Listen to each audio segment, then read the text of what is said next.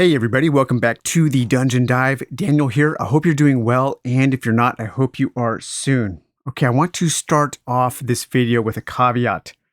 My knowledge of Arthurian legend and myth is slim to none. I've seen Excalibur, I've seen the Sword in the Stone, I've seen Monty Python and the Holy Grail, I've read The Once and Future King, and I've eaten at medieval times. But that is the extent of my knowledge of the subject. My understanding of the Welsh and Gaelic languages and dialect is also slim to none. During this video, I will make mistakes in both pronunciation and with the lore. Bear with me. This is a subject that I have yet to dive into, but is something I am going to be paying more attention to, and more on that subject later. So if somebody were to accuse me of going out of my way to stand for the underdog, to be a champion for the underdog game, I wouldn't disagree.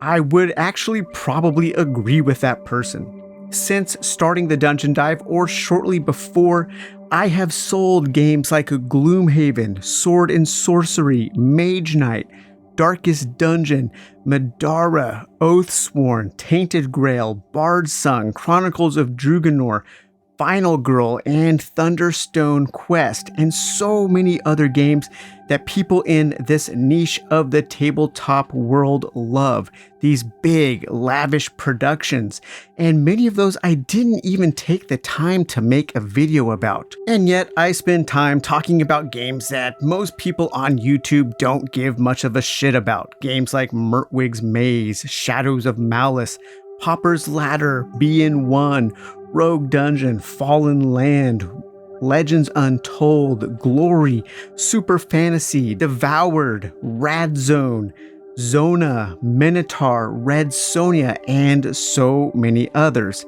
And now we have Albion's Legacy. Let me assure you, this is not a good way to grow a YouTube channel. In reality, this is a fantastic way to kill a YouTube channel.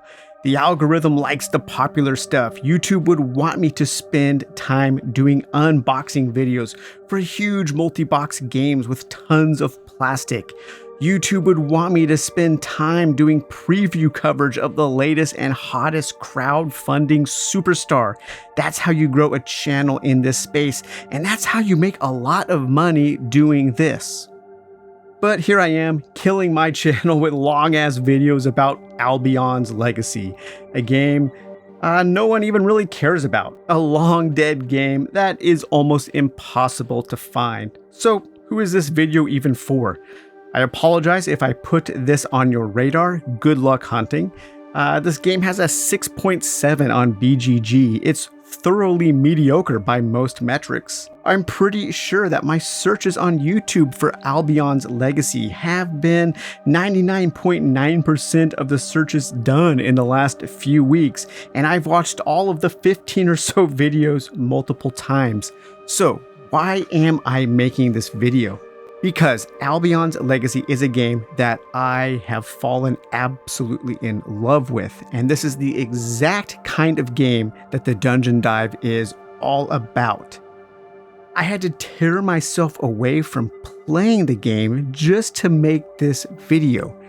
I've had the game for a few weeks. I've played a handful of times already. I haven't won once. It's a very difficult game to win, but I won't shut up about it. I've made multiple posts about this game on the Dungeon Dive Facebook group and the Dungeon Dive Patreon page. I'm sure there are some people who are already sick of hearing me talk about this game, and I haven't even released this video, which is going to be a really long look at a game that a lot of people don't even know exists or who couldn't care less about it. By the amount of attention I am giving to this game, one might think that this is a big and important game, but it's not. And let me be clear, Albion's Legacy is not a holy grail game. My love for this game should not be confused as encouragement for you to go out and hunt down this extremely hard to find Deluxe 2nd edition with all of the expansions.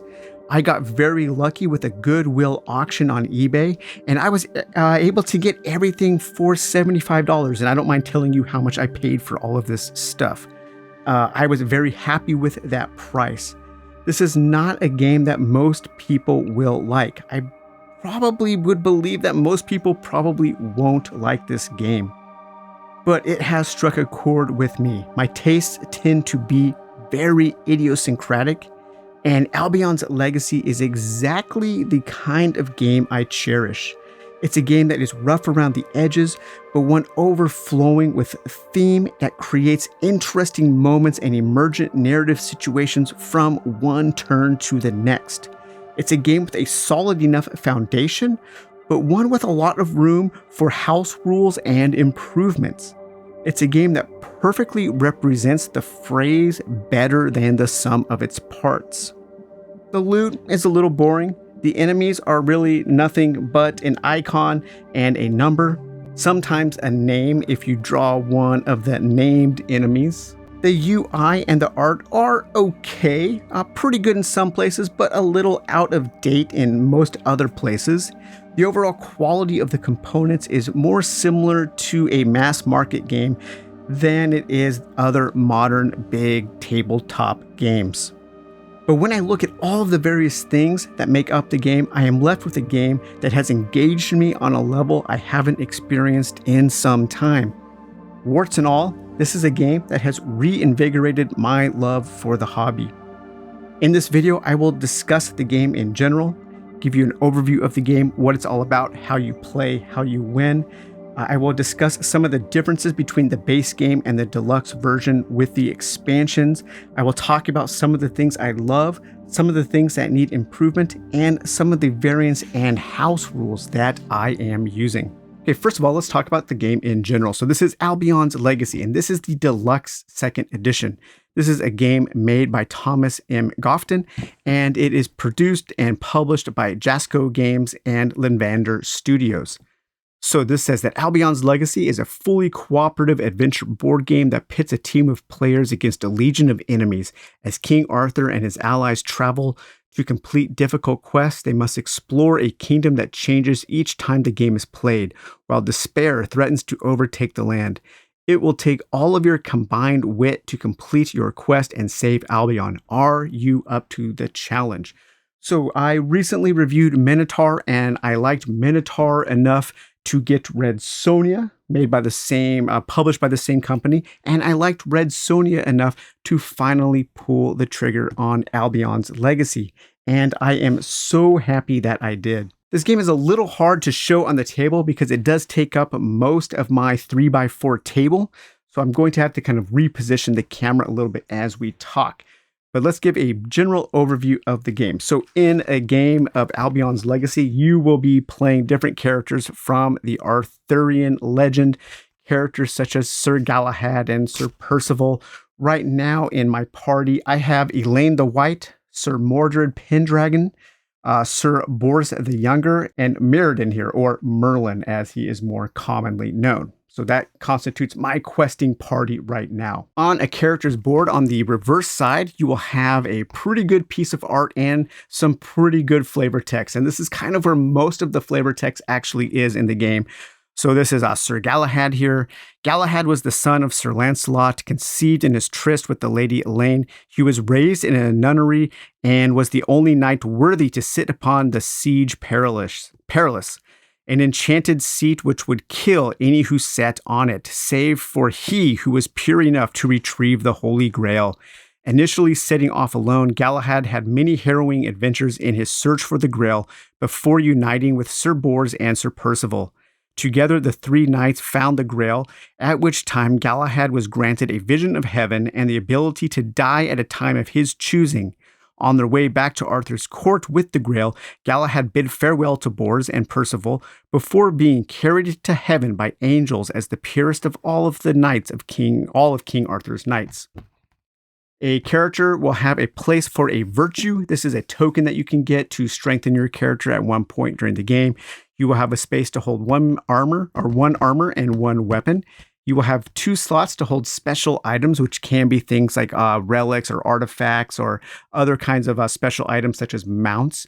You will have a certain number of destiny icons, and these will become destiny tokens that you can spend to re-roll dice to mitigate some bad luck.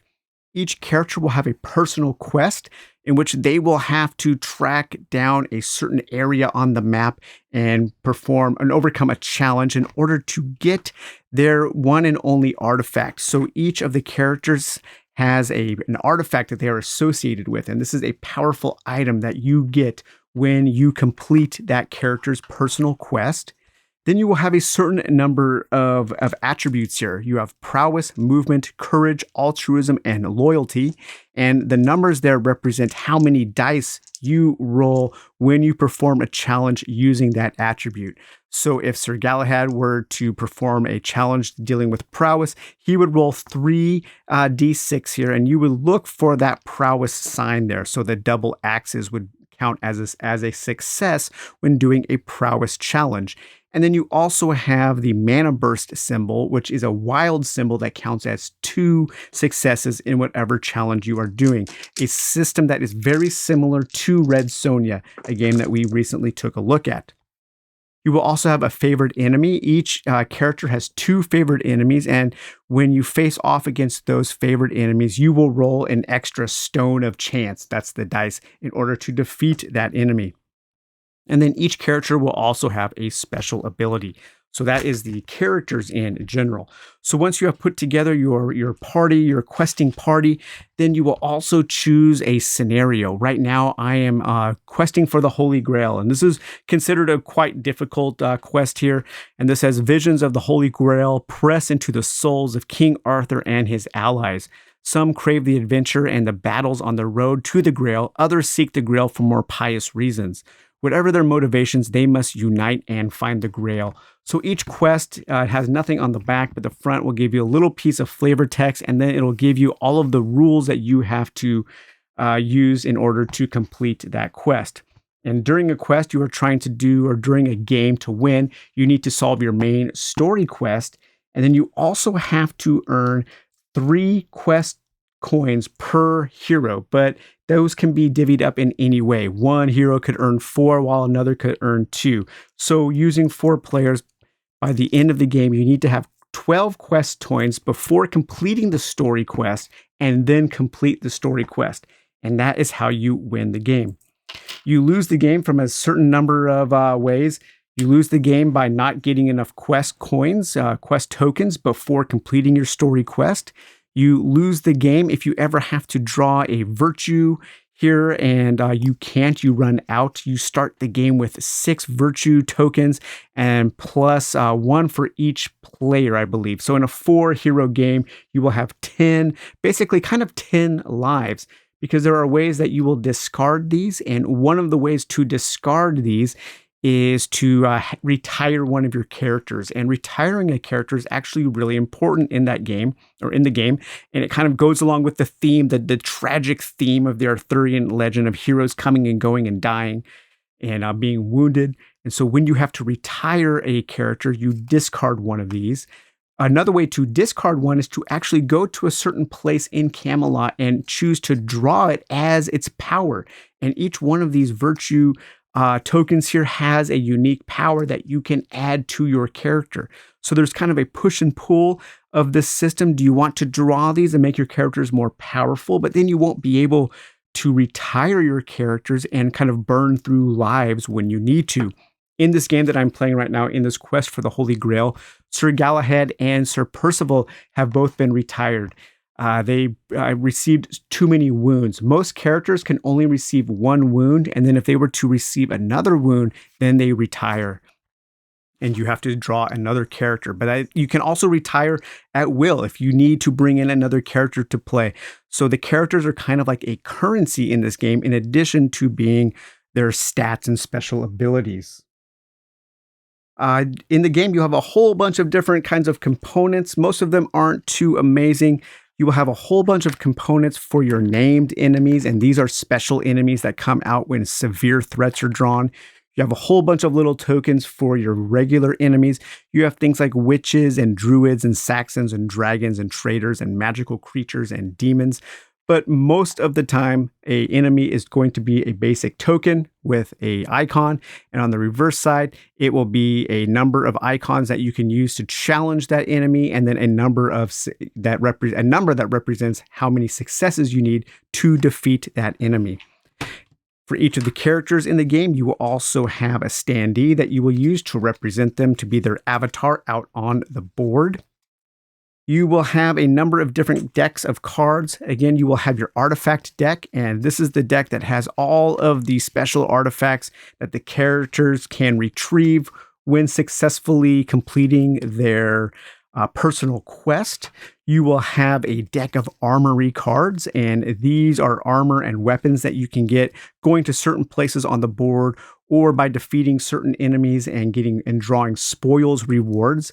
And these will be things such as Gothic Ridges, a Noble Flail, a Masterwork Brigadine, a Blessed Robe, a Blessed Warhammer, Legendary Shield, Armored Cloak, a Dragon Hide, and so on. A lot of these will allow you to discard to prevent a wound from coming from a character gaining a wound. Some of these will allow you to use one attribute over another. So, if you had a really high courage and a low prowess, and you had a certain sword, that might allow you to use your courage to overcome a challenge instead of your prowess.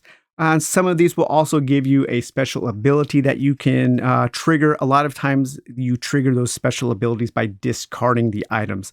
Items in this game are mostly kind of a currency or a resource that you want to manage while you are playing the game. There's also a deck of relics, and relics are special items that, again, will add certain attributes to your character. They will boost certain attributes, allow you to do certain things. Each one of these relics is kind of a mystery of what it does until you draw it. You never really know what you're going to get. You might get things such as Merlin's staff, or the Scepter of the Ninth, the Banner of Ambrosius, Galatine, Deluxe Gladio, the Stealth Cloak. So all kinds of cool items. These are kind of like magical items that you can get, again, to equip and make your character stronger. You can also get mounts during the game. At a certain point, you will unlock the stables in Camelot, and then you can go to the stables and you can get a mount. The mount is going to add a certain number of movement points to your character so you can move further, because moving in this game is very important. It is very important to move out from Camelot and explore the realm. And then also, a lot of the mounts will also give you another special ability that will make your character stronger and more unique. And then finally, as far as the spoils go, actually there's two more spoils decks, this one and then a spell deck. And this is the items deck. These are usually kind of one-off items that you can use to make yourself stronger. Again, just another ability to add to your character: the Light of the Grail, the Poison Vial, a Scabbard possibly, the Tales of Taliesin, the Hazel and Honeysuckle, the Map of Avalon, the Map to Camelot, Dragon's Breath, a Healing Flask, the Mage's Map, a Secret Map. So a lot of these items will actually allow you to kind of cheat and do some better exploring once you leave Camelot. And then the final spoils deck was included in the Avalon expansion, and that is a deck of spells. And the spells in this game are kind of unique. You draw a spell, and then you have to immediately meet its condition in order to trigger its effect. It's not something you get like a scroll or a spell book.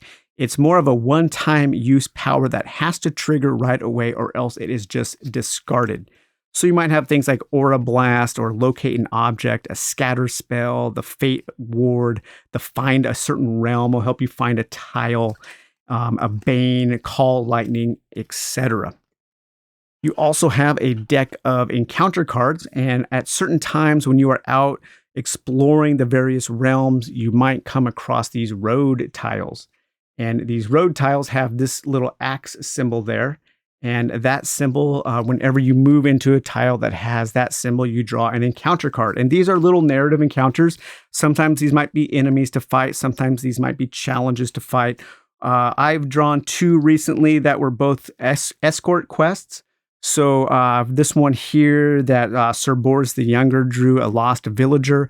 A young boy is lost on the road and needs to get home. place an escort token on your character sheet. Then I need to escort this token to Tintagel, to Cameliard, or to Care Guy, the realm tiles, and remove it from play to gain a quest token. So this is another quest that I can achieve in order to get one of those quest coins, those quest tokens that I need to win the game. However, at any time, if the young boy dies, then I place a despair token on Camelot. And that's one of the main ways you lose the game. In addition to running out of virtue tokens to draw, around Camelot are, let's see, 6, 7, 8, 9, 10 different flames. And each key turn, each time that the key turn token passes to the next player, you have to cover up one of these flames of destiny, I think they're called, or a flame with one of these despair coins. And if you ever cover up the 10th despair, the 10th flame, you immediately lose the game. And then I believe there are 2 other decks of cards, and these decks are how monsters come out, how adversaries come out. Not always monsters, sometimes knights and Saxons and witches and traitors and druids. But we have severe threats and we have general threats. Severe threats will almost always have a named enemy that comes out along with some generic enemies. And the named enemies, they come out on certain realm tiles that have these mace symbols. And these are special tiles that have a certain name, and those kind of represent something that's going on in the lore or the story. So here the green knight would spawn on the Valley of No Return. I would have to find that tile and place it in the proper place, and then spawn the green knight token. In addition, I would also spawn 2 witch tokens. And those witch tokens would spawn on certain realm tiles of a certain color on the board. And you can only place a certain number of enemies from each spawn card on those tiles. If you ever run out of spawn tiles, spawn places to put them, then you have to put them in the hallways of Camelot. They have invaded Camelot, and then you have to defend Camelot against an onslaught of enemies. So the severe threats will always have a named enemy and probably an additional enemy. And then the general threat will usually almost always just have the general enemies that come out, and they're a little easier to defeat. And then you use this token here as a reminder of which deck of cards you are drawing from, and it alternates from one draw to the next. One draw you will do the severe threat, the next time you will do the general threat, and so on. As you draw threat cards, you will place them on your active roaming threats as a reminder of the special powers they have. And then when you defeat all of the enemies represented by a card, you can draw that card, you can gain a quest token, and then sometimes you will be able to spend those tokens, those monster tokens, you can spend them to draw more spoils, so you can draw a relic, an item, or a piece of armor or a weapon. However, you can also lock those monsters and enemies up in the dungeon of Camelot. And if you ever successfully discard 8 of those enemy tokens at the dungeon, then you can also gain a quest token by doing that. So one of the ways to gain your quest tokens is by going out and fighting enemies and taking them back to Camelot and locking them up in the dungeon. Okay, now let's talk a little bit about what is going on in my game right now in my quest for the Holy Grail, to give you kind of an idea of all the things you can do on a turn. So like we said, I am playing with Mordred, with Boris, with Merlin, and with Lady Elaine. And right now, I just took Lady Elaine's turn. She has the key turn token. So she is the first player to go in this turn. And a key turn happens when all of the players have taken one turn, and then that starting player gets another turn. Then the key turn goes, and that's when the board fights back against you. That's when the enemies move. That's when bad stuff happens. And then you pass the key turn token to the next player.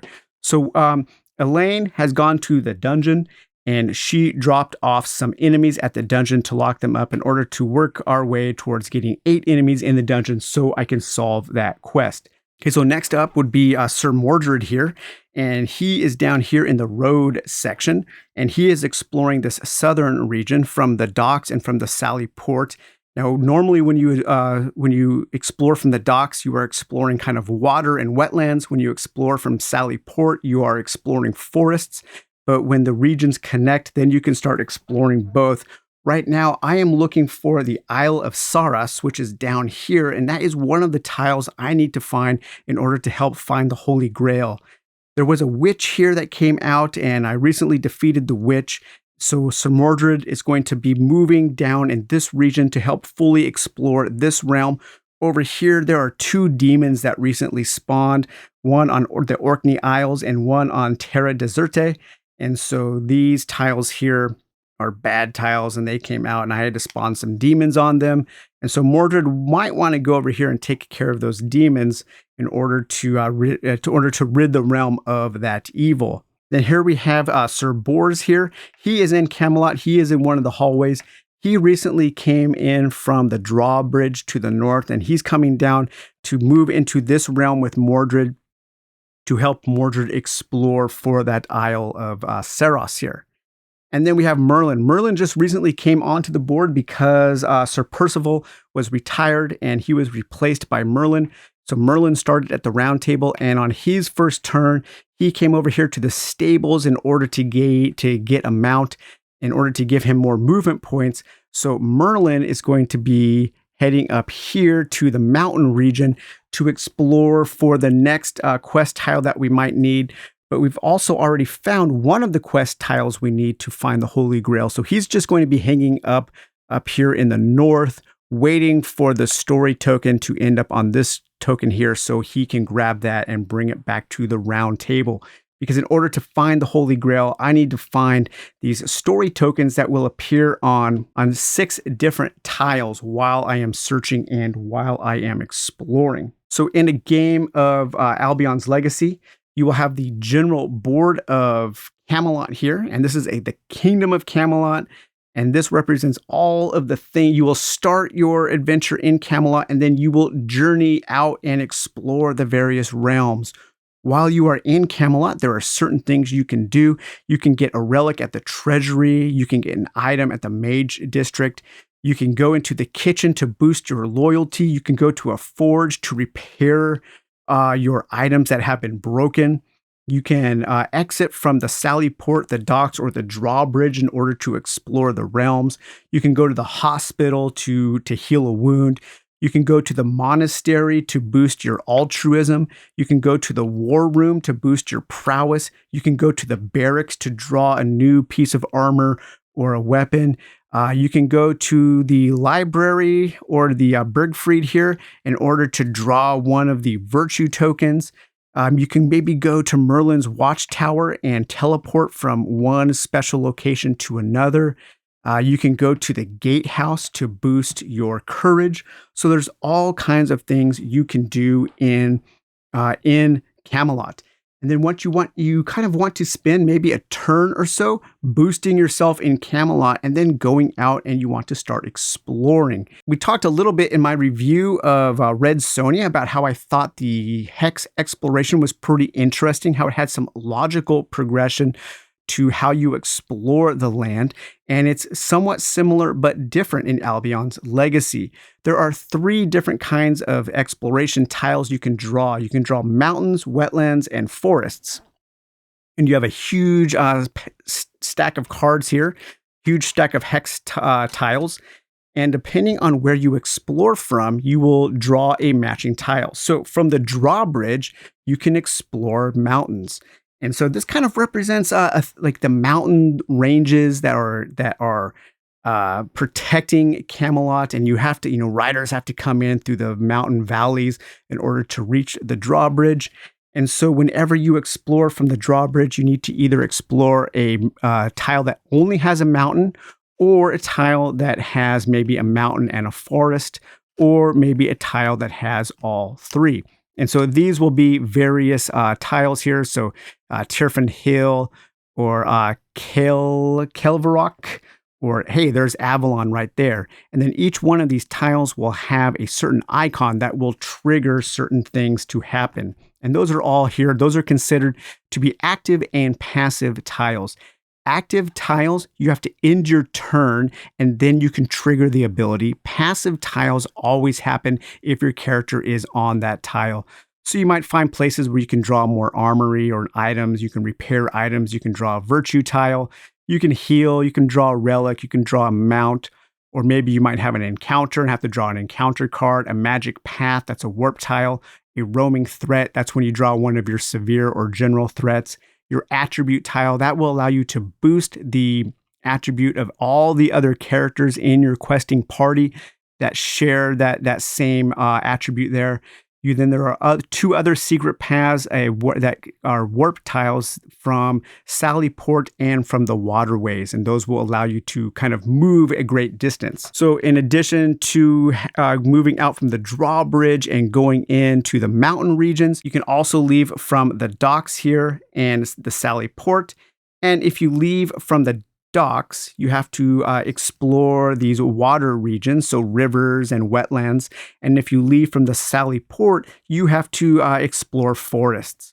But again, if those two realms ever connect in any way, as they have done here, then you can explore either of those regions. Now, it is also possible to take a long about route and actually connect the docks to the mountains or connect the Sallyport to the mountains, in which case you can explore everything freely.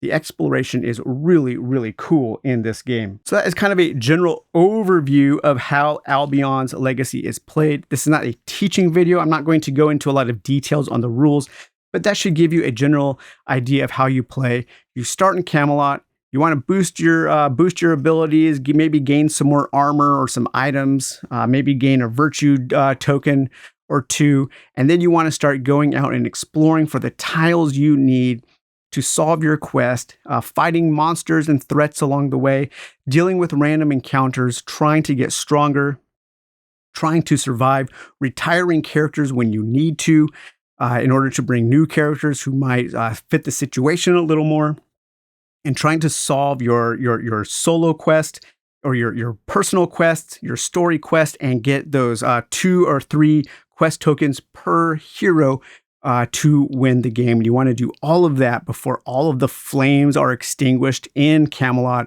or before all of your virtue tokens are discarded. And it's a very challenging game. Like I said, I've played 5 times in the past few weeks and I haven't won once. I've come close to winning, and in this game here, the quest for the Holy Grail, which is considered one of the most difficult quests, I probably won't even come close to winning. I only have 2 full turns left, but I've had so much fun playing. This is a game that I really don't mind when I lose, and I'm even cheating a little bit, and we'll talk about that a little bit later. Okay, so now we will discuss a little bit about the differences between the Deluxe Kickstarter version with the expansions and the base version. And I just want to give you an idea of the discrepancy between these two versions. There might be a bigger difference in the Deluxe and the base game of Albion's Legacy than there is in a game like Hellboy the board game. So Hellboy the board game is a game that I love, but I only love the full Kickstarter version, the big box, because it has a lot of stuff in there. And I feel that it is a game made better by all of that stuff that the Deluxe version adds. And I feel the exact same way about Albion's Legacy. Whenever I do these kinds of videos where I'm discussing a base game with a lot of added stuff, people always ask, is the base game worth it? And I really can't answer that question, at least not in a meaningful way, because my only experience with this game is with everything. What I will tell you is what you get in the base game compared to what I got. If you can find the base game for maybe under $20, it might be worth it. I wouldn't pay more than $40 for it. I have seen what I got for $75. There's actually one on eBay right now for like $500. That is insane. Again, this is not a holy grail game. I am not encouraging people to go out and track this game down. Do whatever you need to track this game down. No, that's not what I'm saying. I just want to present to you information, and you can do with that information what you will. So in the base game, you will get a stack of realm tiles about this big. There are like 3 or 4 additional realm tiles I have mixed in here from the Holy Grail expansion. You will get all of your various tokens for your various enemies, your base game enemies. Those are all the ones in this box. All of the named enemies over here, those are all from the expansions. So these are all the tokens that you will get in your base game box, your second edition. You will get 8 different characters. I don't have them separated out, but just as a representation, you'll get 1, 2, 3, 4, 5, 6, 7, 8. You'll get 8 different characters. So in the base game, you'll get 8 different characters that you can play as, and you will get 3 different story quests. Okay, so this might be the stack of characters and story quests that you would get just in your base game. With the expansions, you will be adding this many story quests and characters to the base game. With the expansions, the number of scenarios, the number of story quests goes up to over 20. And the number of characters goes from 8 all the way up to 30 different characters. You get so many characters with the Deluxe Kickstarter version with the expansion. You get Princess Isolette here. You get Sir Tristan, Sir Wayne, Sir Bedivere, Lady Dendron, Sarah C., Sir Dragonet, Countess Laudine, Sir Palomides. You get to Brangain, Sir Balin, another Sir Balin, Morgan Le Fay, Tom Thumb, Sir Eric, King Uther, King Irians, King King Leon de Grance, Queen Argentel, the Lady of the Lake, Sir Gawain, Sir Arthur, Queen Guinevere, the Bard Taliesin, Lady Enide, King Evelake, Sir Galahad, Sir Percival, Dame Ragnell, Lancelot, and then also, of course, I am playing with Elaine the White, Sir Mordred, Sir Boris, and Merlin. And then you will get a whole bunch of different quests, like the quest I'm on right now, the quest for the Holy Grail. You will get the Healing Land quest, the quest of Morgan Le Fay to rescue Lynette, the Preparing for the War quest, the Outer World ritual, Restoring the Bastion, Love and Escape, the Questing Beast, Kulvich and Olwyn, the Cleansing, the Ninth Legion, Slumbering Dragon, Saxon's Raid, Return of the Mana, Dux Bellorum, Kadir Terran, and Onerous Giants. And so those are all of the quests that you will get. So because you get 30 characters, you will also get, instead of 8 artifacts for the base characters, you will actually get 30 artifacts, one for each of the characters. Each of the expansions adds cards to all of the various decks of cards. So all of your armory, your mounts, your relics, your encounters, your items, your spells are all, the whole spell deck is from an expansion. You will have new threats to add to each of your severe and general threats. These cards here, this whole deck of cards here, these are all from the expansions that I haven't mixed in yet. Additionally, you will get whole stack of tokens of tiles, because all of the various quests that come with the expansions have certain tiles that you will add into your stack while you are playing. So you get a whole nother kind of second stack of tokens of tiles to explore. You get a whole bunch of new virtues to explore and to use. So all kinds of different ways to make your characters stronger and to upgrade your characters. So the expansions add so many little modular pieces to everything. I can't imagine going from having everything going just back to the base game. I think the base game would feel pretty empty. However, I'm not sure if I just started with the base game, how I would feel about it. With the Albion expansion, you get a whole second board here, a whole separate kingdom board. You get the Kingdom of Avalon, and this board gets kind of swapped in and out while you are playing, because your characters can kind of teleport to Avalon, but then they might teleport back to Camelot. One of the expansions comes with a bastion, and this is a whole little fortress that you can build up here in the mountains. Once you have explored enough mountain regions, then you can build this bastion, and that will give you kind of a place to do things like a dungeon, repair, and a place to have encounters, and a place to draw relics away from Camelot. So this makes traveling a little easier. And then you also have these small special realm tiles that you can teleport to from Sallyport or from the docks. You can go to these special places where you can have you can gain health. You can gain your destiny points back so you can help mitigate more luck. You can go to another stable. You can gain virtue tokens there. So just ways to make traveling a little more interesting and a little more varied. So there is a huge difference between just the second edition of this game and the deluxe second edition with all of the expansions. I don't particularly know what's different from the first edition to the second edition. From what I have heard, you are just better off kind of ignoring the first edition and just going to the second edition. Okay, now we're going to talk about some of the things I love about this game and then some of its issues. One of the things I love, and this is something I talked about a lot on the Dungeon Dive, and that is the box size. This is a relatively small box. This is just a little bit bigger than Pauper's Ladder. It's a nice medium box, and everything, all of the stuff that we've seen, all of the expansions, everything barely fits back in this small box. I would consider this a small to medium size box game. However, it does take up a lot of room on your table because you do have a lot of little modular bits and bobs and boards that are kind of scattered about. It does fit well and it's perfectly playable on my 3x4 table. You might want a little bit more space, but overall, I am so happy with how much game is crammed into this small box. And a lot of that has to do with these nice standees.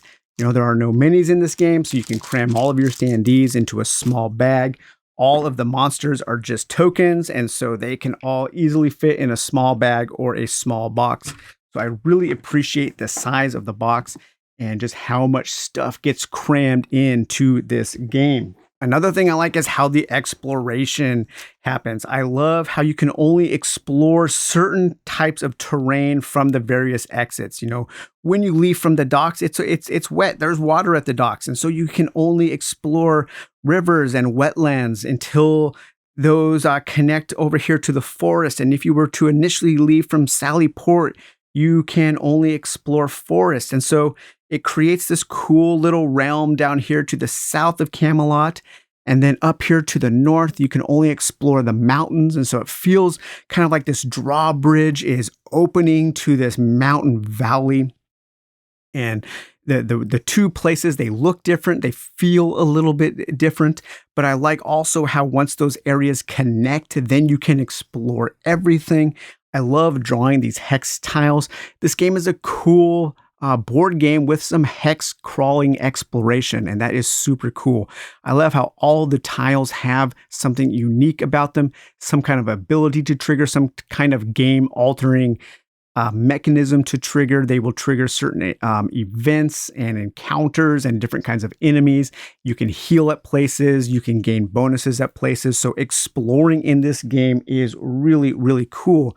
And I like how that all kind of goes back and connects to Camelot, because even within the walls of Camelot, there are interesting things to do and interesting choices to make. I really also do love all of the different characters. The characters, they start off kind of simple. You don't think that there's a lot going on. You have a personal quest, you have some attributes that dictate how many dice you roll. You have a favorite enemy and a special ability. But as you start adding more items that also give you special abilities, as you start adding your virtues, as you complete your personal quests and get those artifacts, as you get your mounts, the number of things each character can do, the number of things that makes the characters different from one another kind of starts to grow. And you can kind of grow a character in a certain direction, in a certain way that you want. And right now, with all of these different things, I have so many different things that I can do with my characters. And so at the beginning of the game, your characters don't feel entirely different, but towards the end of the game, you really start specializing. You start focusing on one character to handle certain things and other characters to handle other things. I also like how when a character dies or is retired, they are swapped out with another character, and you can choose the next character to come in. So if you know that there is a certain threat over here in Camelot and you need a character who's really good against fighting dragons or demons or something, you could actually choose to retire Elaine the White and bring in, I don't know, maybe Sir Lancelot is really good at fighting dragons. I don't know. Sir George. Was it Sir George and the Dragon? But I don't think he's from Arthurian legend. I don't remember seeing him in the characters, but the point is you could bring in a character who is specifically tailored for that threat just by discarding one of your life tokens here and bring that character in to handle that threat. That retirement system, having that be a choice in retiring one of your characters and discarding one of your extra life tokens, pushing you a little bit closer to losing the game, but also maybe bringing in a new chance to overcome a particularly difficult challenge. That is a super cool choice in a game, and I really do like that. In addition to all the characters, I like the balance between the story quests and the personal quests, and having to solve your various general quests before you complete your story quest. I like that kind of give and take. The main story quest is always kind of ticking away in the back of your mind for a certain part of the game as you decide to go out and explore and try to find the places for each of the characters to overcome their personal quest, to gain that artifact and make themselves stronger. You want to focus on eliminating some enemies in order to get your quest tokens, in order to unlock the stables, and in order to get the number of tokens that you need to complete all of your quests. And then also you want to slowly be working on your story quest, making sure that you're able to solve your story quest before all of the flames go out in Camelot. That again is a really interesting kind of push and pull and ebb and flow that creates for a natural dramatic drive to the action on the table. I also love how all of the various elements all come together to create these really interesting and emergent narrative situations that happen while you are playing the game. For instance, at one point in the game, I drew this severe threat, and this spawned a Death Knight on the Ludwin Les tile. So I put the Death Knight out there. That is a named enemy, the Death Knight. And along with that Death Knight, I had to spawn 3 undead tokens on various blue tiles within the realm. Now, I only had 2 blue tiles out, so I had to spawn 1 undead in a hallway in Camelot because the realms could not contain the undead, so they invaded Camelot. Then the next general threat I called was Old Souls, and here I had to spawn 1d6 more undead tokens on hallway realm tiles. So on this threat here, some undead worked their way into Camelot, and then the next threat I drew, more undead came into Camelot. That was a really cool kind of serendipitous combination of 2 cards drawn from 2 different decks, shuffled at the beginning of the game, and this told a really cool little emergent story. The dead were rising, some kind of curse was happening within Camelot. That also happened here where I had an encounter, and that was called the Gloomy Horizon, and all players roll 1 less stone of chance on courage challenges until the next key turn. Well, then the next card I drew here was the Sorceress, the Hollowess, the Sorceress. And then when this character enters a realm tile adjacent to the Sorceress, they must pass a courage check. So there was some kind of gloom, some kind of despair and gloom that was happening in the land. And then the sorceress came and she took advantage of that gloom and despair and made it more difficult to move into her tile to challenge her. Again, a really cool kind of completely random thing that happened while I was playing that made for an interesting scenario. Up here, I was exploring to the north. I think it was Sir Bors. He left from the drawbridge and he explored and he encountered the Alcalon of Gaul. And the Alcalon of Gaul, he appeared at Mount Killarus. And Mount Killarus was the first mountain tile I had drawn.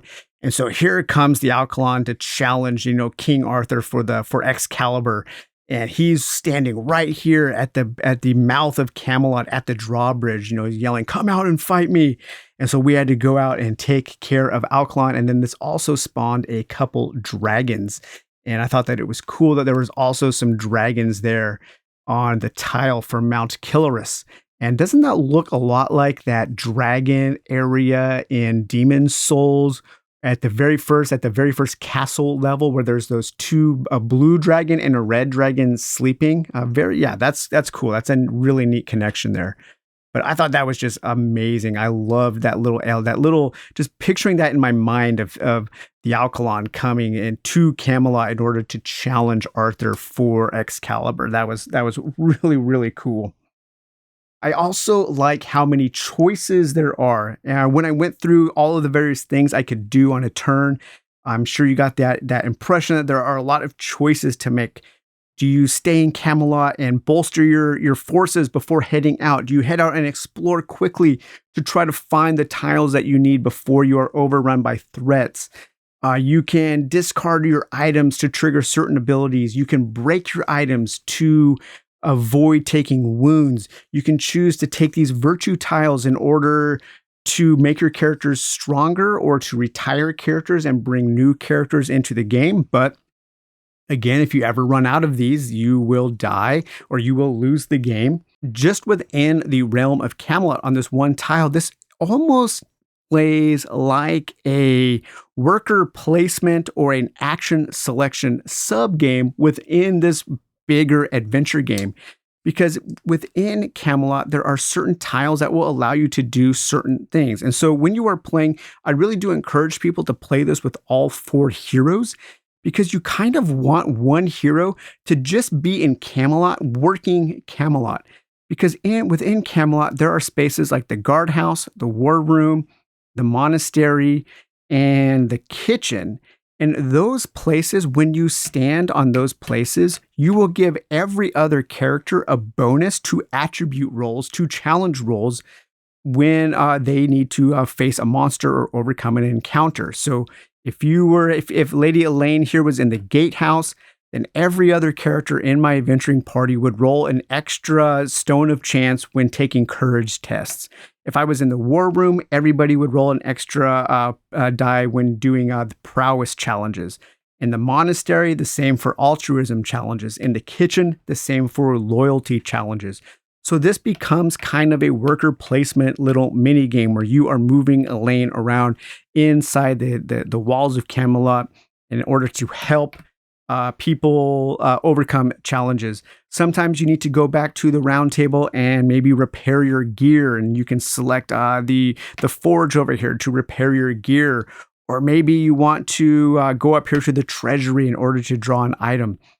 It's a pretty interesting way to kind of introduce a somewhat Euro element of worker placement or action selection into a big kind of sprawling, fiddly, Ameritrash mess of a game. And speaking of that, I also like the way the mounts work here in the stables. At the beginning of the game, the stables are locked, and you will take a token here. Let's see if I find it.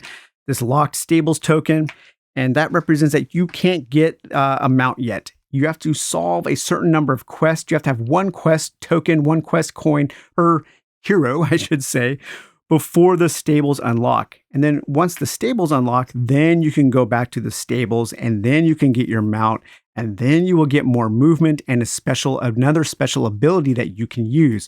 So this kind of acts like a governor on the game, because at the beginning of the game, you are moving a little slower. But once you start building momentum, then you unlock the stables, and then the momentum kind of snowballs. And then you're able to move further. You're able to do more exploration, more scouting, and have more abilities. Adds a really cool pace. That's one thing I think that's kind of the main thing I love about this game, is how each game is paced. There is a definitive beginning, middle, and end to the dramatic trajectory of the game, of the narrative that unfolds while you are playing the game. And some games really nail that like this, and some games just don't. Some games you don't feel that big kind of dramatic drive, but Albion's Legacy absolutely nails that part of this kind of tension of tabletop gaming. Overall, one of the best things I can say about this game is that it has made me intensely interested in learning about Arthurian legend. I've ordered a couple books. I've been watching YouTube videos to learn. I've been reading Wikipedia pages. I really want to know more about these characters. I want to know more about the legends. I want to know more about their exploits and their quests and all of the drama that unfolded at Camelot. It has made me interested in its theme outside of the table. And it is very rare that a game does that. And this game has triggered something within me that has made me think about the game even while I am not playing it. And over the last few weeks, I have been thinking about this game a lot. As a matter of fact, I haven't stopped thinking about it. It has completely kind of enveloped me into its world. And I'm loving learning about these characters, learning about their quests, and learning about this time in antiquity. And it's been a lot of fun. And this game, just if it wasn't for this game, I don't think I would be interested in Arthurian legend right now at all. However, there are some issues. This game is far from perfect. This game has a lot of rough edges. But that's okay. Maybe it's something to overcome. Maybe a quest is overcoming the the rough edges of Albion's legacy. One of the roughest edges is the starting equipment. So each character starts with 2 pieces of starting gear. You will start with a starting weapon and a starting armor. They are all exactly the same except for the name. You will have a long sword, a bearded axe, a warhammer, half plate, hand axe, clamshell gauntlets, I think a war cloak, a lance, a staff. It's just a name. They all have the exact same ability. Each one of these starting special ability items allows you to break the item, turning it over to avoid 1 wound. The starting gear is purely cosmetic. It is purely thematic. There are no ways to start the game with interesting loot, and I think that's a pretty big downfall. You know, when you start a game of Arkham Horror 2nd edition or even 3rd edition, and you have a chance to draw a random item, you can start the game with a really powerful item, or you can start the game with something that adds something unique to your character, and it makes your character feel unique, possibly powerful, or just makes your character have a certain special ability right from the beginning of the game. And I think that they should address that if they ever decide to do a 3rd edition of this game, which I am hoping they do. I'm hoping they take these criticisms that I'm talking about right now to heart and maybe address them. I think starting off with more interesting starting gear would make the beginning of the game just a little bit more interesting. The threats up here. So whenever you draw a severe threat or a general threat, you always know it's going to be a combat encounter. There aren't any non-combat encounters in the general or severe threats. I think there should be some non-combat things that can happen in both of those decks to add a little bit of variety, to make it a little bit of a chance of when you're drawing one. Every time you draw one of these cards, you know you're going to be placing monster tokens or enemy tokens somewhere on the board. I would just like a little bit more variety in how the cards are distributed in these 2 decks. I'd also like to see the cards maybe a little bit bigger. I know this is a space-saving conceit here, but the reason I would like to see some bigger cards for the threats, for the encounters, maybe for the gear, is simply for more flavor text. I would like to see more flavor text in this game because the flavor text that is there is pretty good. Let's read here. Let's read about... I don't know. Let's find a cool character here. I don't know. Let's just read about Sir Percival. Raised by his mother in the woods near Camelot, Percival rejected her desire for a quiet life and followed his dream of becoming a knight. Upon entering Camelot, Percival was mocked by several of the knights for his uncouth ways. But when the Vermilion Knight insulted the queen, Percival was the first to ride after him.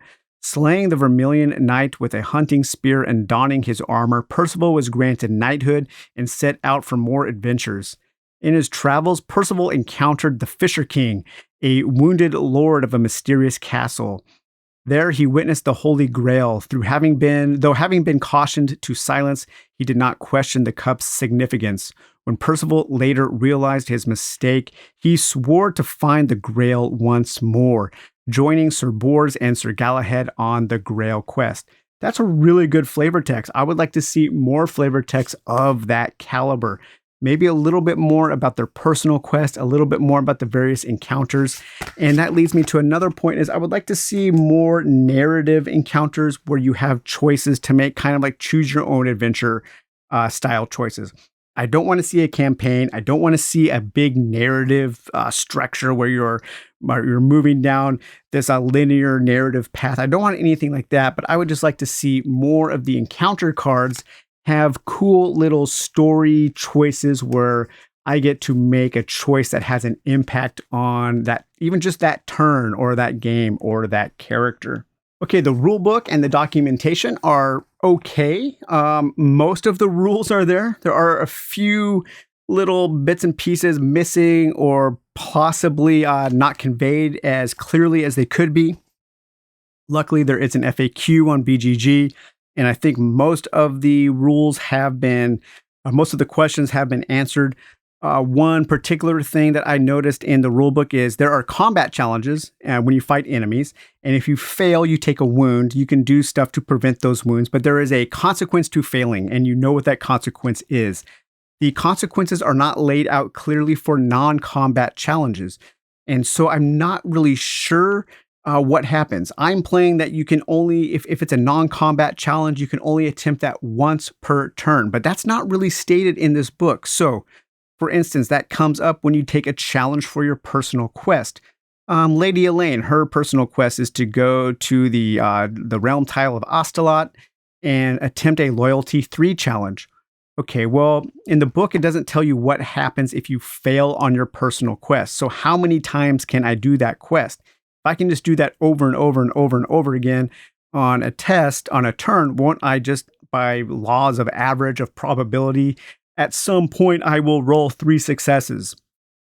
So I'm not quite sure. I'm playing where if it's a non-combat encounter or a challenge, I can only do that one time per turn, and I don't take a wound. So I think that's how it's played, but I'm not sure. There are a few other little things like that. Nothing as big as that, but there are a few other little things that can come up, some edge cases where just the ruling isn't clear. You do get some good documentation on the various expansion boards and pieces. What you don't get is an idea of maybe how to mix it all in together, or what you are supposed to combine and what you are supposed to leave out. So some better documentation would make the overall experience much more enjoyable. And I think the big thing, especially approaching a game from this vantage, from looking at it in the past, this is a game from 2015 or so, and just it's so hard to find. And that discrepancy between the base game and the Kickstarter Deluxe game with all of the expansions is huge. That Deluxe version with the expansions adds so much. And those expansions, as far as I can tell, were never at retail. Never. And so they are so hard to find, and they can get so expensive. I guess we're lucky that this game isn't more popular, because if it was, it would be even more expensive than it is. Like I said, I've seen one on eBay, I think for $500. That is ridiculous. Do not pay that money unless you're just super wealthy and you have a ton of money. Then hey, go for it. I won't disparage that. If you have a lot more money than I do to throw at games, do it, man, because this game is good. I like it, but I am not encouraging people to go out and find it, because it's too hard to find, and that is a real bummer. I would love to see a 3rd edition that just combines everything into a nice box with better documentation, maybe a little more variety, maybe a little more adding some of those things that I talked about in the past few minutes to correct some of those issues. And I think this could be an absolutely killer game. Now, one of the things that has made this game more enjoyable for me are actually some of the optional rules in the back of the rule book. And some of those rules make the game harder, some make the game easier, and some make the game faster. And you can kind of mix and match these rules to tailor the game to make it the exact kind of experience that you want. So I am playing a very modified version of this game. I have added 2 of my own house rules, and I'm using 5 or 4 of the optional rules to make the game a little bit easier. So let's talk a little bit about the 2 house rules that I am using. Throughout the game, you will see cards that sometimes will say to restore a destiny token or to gain a destiny token. Restore and gain are two different things in my mind. Gain would mean you gain a new one above and beyond your 3 starting. But in an FAQ, it was answered that the number of icons on your character sheet is your starting amount and your total amount that you can ever have of destiny. But I started drawing a bunch of item cards that would say to discard this to gain a point of destiny. But then sometimes I would see them that say restore a point of destiny. And at the time that I was drawing those cards, my destiny was full. And so they were cards that weren't really doing anything to add to my experience. So I'm house ruling that each character can have the total number of destiny tokens equal to their icons plus 2. So most characters could have up to 5 destiny tokens to use to mitigate your luck, but you have to have those gain destiny cards in order to go above and beyond your starting 3. Also, because of the limit on loot, you can have 1 weapon, 1 piece of armor, and 2 special items. You end up getting a lot of items that you don't want to equip right away, and those just get discarded. So I have started a little house rule where when I draw an item and I don't want to equip it right away on the character who drew it, I can store that in Camelot. I can send that back to a round table hold where I am putting together an armory, a treasury of things that I have found while questing. And then as a turn, for an option, for an action, a character can go back to the round table and they can visit that armory, they can visit that storage area, that treasury, and they can take one of those items that my questing party has found. I think that is a fine house rule. It's thematic. It works within that kind of confines of the theme of this game, and it makes the loot a little bit more interesting. The variants from the rulebook that I am playing are as follows. If I am completely out of destiny during the key turn, at the beginning of the key turn, if a character is out of destiny, they can draw 1 destiny token. It's very hard to gain and to restore destiny in this game. So this allows for a little bit of luck mitigation because a lot of times, a lot of the challenges in this game are based purely on luck. You are trying to roll those symbols. Mostly it's an Arkham Horror chance where you want to roll either basically a 5 or a 6 in order to succeed. And we all know that sounds easy, but that can be very difficult. And you can have very difficult times if you don't have those chances to mitigate that luck, especially since almost all of the characters can only take 1 wound, or actually 2 wounds, before they have to retire. I'm also playing that in order to win the game, instead of having to get 3 quest coins per hero, so 12 quest coins total, I am playing with the optional rule that it's only 2 quest coins per hero, so I only needed 8. I'm also playing that when you solve your personal quest, you can actually remove 1 of the despair tokens from the flames covering at Camelot in order to kind of restore a little bit of hope. You've completed your personal quest, you've come back to Camelot, everybody is happy, there's hope, they've relit this flame, they've discarded their despair, and there's a little bit of hope, a glimmer of hope for the future. Additionally, to make things a little bit harder, when I retire a character, I also have to add 1 despair token. So that kind of balances out. It gives a little bit of push and pull to that personal quest. I'm also thinking of adding a little house rule about the spell cards, because the spell cards are very rarely seen and used. When you draw them, you have to immediately meet the condition, and then it triggers that power. I might play that when you draw 1, if you cannot immediately meet that condition, then you can keep it. Each character can have 1 spell, and then they can meet that condition later in order to use it. I'm not quite sure if I'm going to play like that, but I think it would be more fun, and it would allow me to use the spell deck a little bit more in my games, because right now I'm barely using it at all. But those are my thoughts on Albion's Legacy. I have now spent over an hour and a half talking about a game that most people don't care about. And I'm not sure who this video is for because this game is super hard to find, especially in the deluxe version with the expansions and the way that I would want to experience it. So I'm sorry if I have put a game that you just can't get onto your radar. What I would hope that this would do, maybe what I'm hoping that this video is for the designer, possibly for the vendor, possibly for Jasco to say, hey, bring this game back into print, make a third edition, give us a complete edition, make the expansions available at retail, do something to make this game easier to get so people can experience it.